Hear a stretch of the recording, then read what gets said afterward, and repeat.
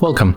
If you want to check all gestures of your Huawei FreeBuds Pro, at the first you have to open charging case, then move to the AI Live application, and when we are here, we have to tap on our device, and here we get the shortcuts. So we have to go right here, and as you can see, we got at the first pinch. So when we pinch once, we can answer it on end call, we can play or pause music.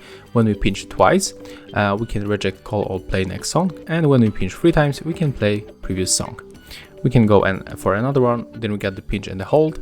So when we pinch and hold the left, we can use the noise control, but of course we can customize this one, as you can see. So we can use the voice control on the left, but we can also use the voice assistant. So we have to depend on what you want to get, but I will stay with the noise control, and here I will choose maybe awareness mode. So I'm going to unselect this one, and when we go for the right, we can change it by turning off noise cancelling and only be on the off or the awareness option. And we can also go for the swipe.